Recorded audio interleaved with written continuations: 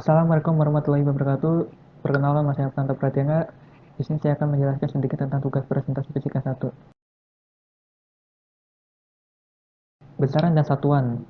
Para peneliti di Helsinki University of Technology, Finlandia menciptakan rekor dunia baru untuk pencapaian suhu terendah. Bagaimana kita bisa tahu bahwa mereka berhasil membuat rekor dunia baru? Jawabannya karena nilai suhu pada rekor sebelumnya dicatat. Berkat pengukuran nilai suhu yang mereka capai, peneliti dari Finlandia mengetahui bahwa mereka telah menciptakan rekor baru. Rekor sebelumnya untuk pencapaian suhu terendah adalah 280 picokelvin yang dicapai tahun 1993. Dari hasil percobaan tanpa kenal menyerah selama 9 tahun, para peneliti dari Finlandia berhasil mendinginkan logam rhodium hingga suhu 100 picokelvin. Percobaan dilakukan melalui 3 tahap pendinginan. Tahap pertama, mendinginkan hingga 3 milikelvin. Tahap kedua, mendinginkan hingga 50 mikrokelvin. Dan tahap ketiga, mendinginkan hingga picokelvin mencapai rekor dunia tersebut. Besaran fisika. Dari penjelasan tersebut, kita jadi tahu bahwa besaran fisika sangatlah penting. Besaran fisika adalah sifat benda atau gejala alam yang dapat diukur. Panjang massa, lama waktu pertandingan bola, suhu udara, kekerasan benda, kecepatan mobil, terang cahaya, energi yang tersimpan dalam bensin, arus listrik yang mengalir dalam kabel, tegangan listrik PLN, daya listrik lampu ruangan, dan massa jenis air adalah contoh sifat-sifat benda yang dapat diukur. Maka semuanya merupakan besaran fisika. Jika didaftar, jumlah besaran fisika yang ada saat ini sangat banyak. Namun, dari besaran yang banyak tersebut, ternyata satu besaran dapat diperoleh dari besaran-besaran fisika yang lainnya. Contohnya, besaran massa jenis dapat diperoleh dari besaran massa dan volume. Massa jenis adalah hasil bagi massa dengan volume. Besaran gaya dapat diperoleh dari besaran massa dan percepatan, di mana gaya adalah hasil perkalian massa dan percepatan. Besaran volume dapat diperoleh dari pengukuran 3 besaran panjang, atau panjang, lebar, dan tinggi. Besaran gerak adalah besaran fisik yang mendeskripsikan gerak benda. Besaran-besaran tersebut diantaranya adalah posisi perpindahan, jarak tempuh, kecepatan, laju, percepatan, gaya momentum linear, momentum sudut, torka, dan sebagainya. Besaran gerak tersebut ada yang berupa besaran vektor dan ada yang berupa besaran skalar. Pembahasan tentang gerak akan lebih lengkap kalau diungkapkan dengan metode vektor. Awalnya, penggunaan metode vektor terasa sulit untuk diikuti oleh sebagian mahasiswa. Namun, apabila kita sudah terbiasa dengan metode vektor, maka akan menyadari bahwa metode tersebut cukup sederhana. Analisis yang cukup panjang dan rumit yang dijumpai pada metode skalar sering menjadi sangat singkat dan sederhana jika dilakukan dengan metode vektor. Posisi. Untuk menjelaskan gerak benda secara lengkap, kita harus menggunakan sumbu koordinat. Jumlah sumbu koordinat yang akan kita gunakan bergantung pada jenis gerak yang akan kita bahas.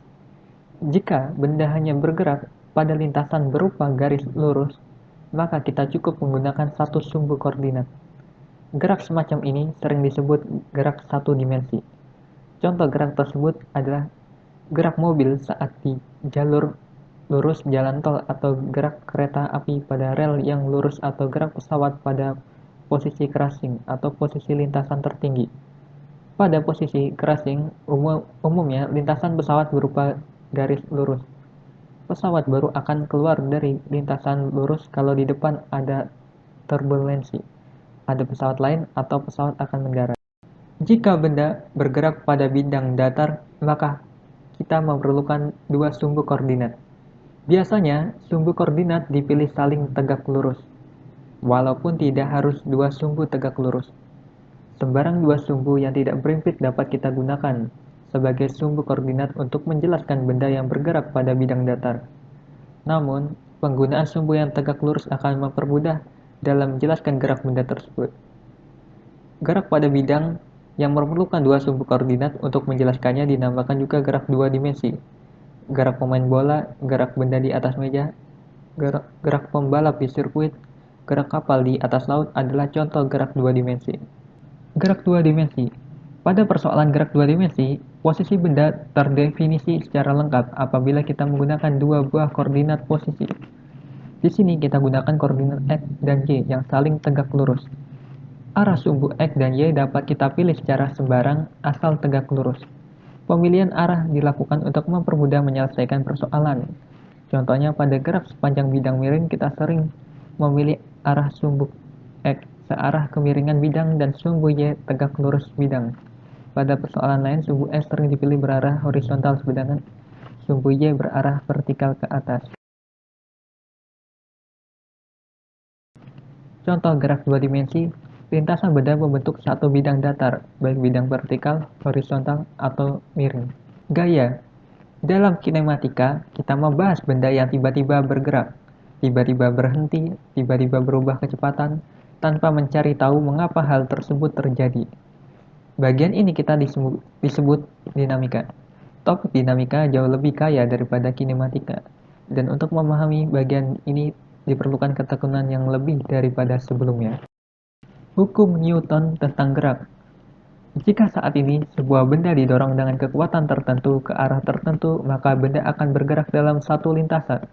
Jika besok benda yang sama didorong dengan kekuatan yang sama dan dalam arah yang sama, maka benda menempuh lintasan yang persis sama dengan lintasan yang kemarin, kecuali ada pengganggu lain yang berpengaruh.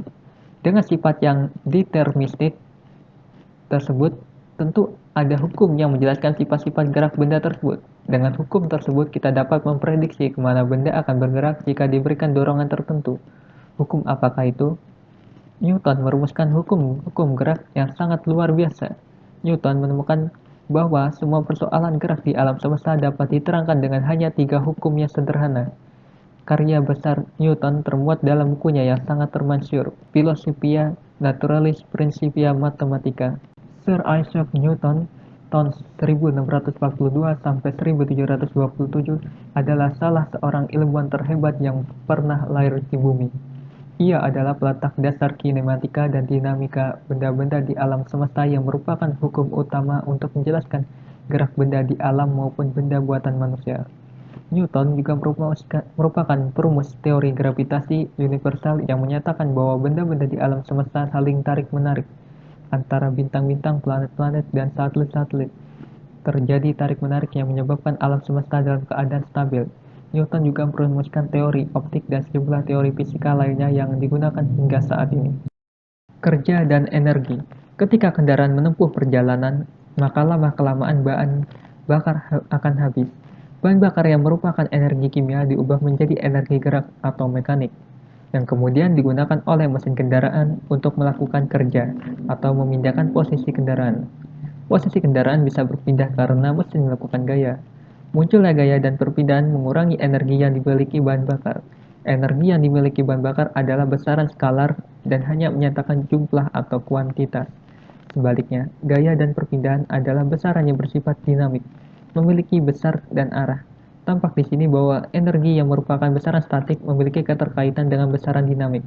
Perubahan besaran statik atau perubahan energi melahirkan perubahan pada besaran dinamik.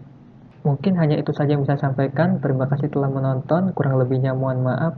Wassalamualaikum warahmatullahi wabarakatuh.